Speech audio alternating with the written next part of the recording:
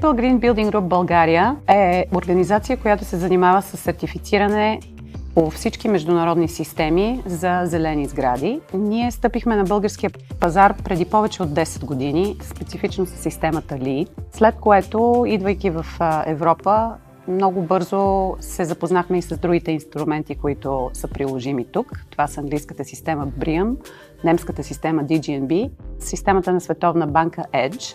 Горди сме с това, че в България имаме огромен обем от сертифицираните обекти. Нашия пазар не е толкова голям, но за сметка на това сме много благодарни на визионерите, които още преди 10 години се ангажираха с тази дейност и сертифицираха своите сгради, някои от тях по най-високите нива, които може да се постигнат. Като цяло, за да бъде сертифицирана успешно една сграда, тя наистина трябва да отговаря на много високи международно признати параметри в множество различни категории за анализ и оценка. Целта е да се постигнат high performance параметри, разбира се, най-вече в енергийната ефективност, но и в множество други категории, които се анализират. Много важен компонент от параметрите, които трябва да представи една сграда, за да бъде сертифицирана успешно, са вътрешния комфорт, който включва и анализира температура, влажност и качество на въздуха вътре в помещенията и всички процеси и системи, свързани с това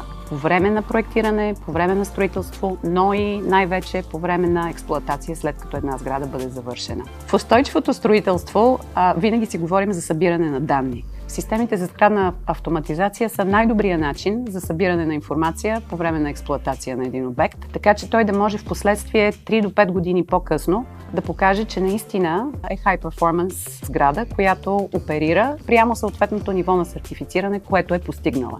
Мога да кажа със сигурност, че една обстойна сградна автоматизация ще даде high performance параметри и performance data в енергийния модел, който е компонента, който дава най-голям брой точки, има най-голяма тежест в всяка една от сертификационните инструменти на пазара. Обектите, които сме изпълнили с продуктите на Siemens и които са постигнали най-високите нива на сертифициране по американската система LEED, са Office Hicks Business Garden, Park Lane, Expo 2000 фаза 3.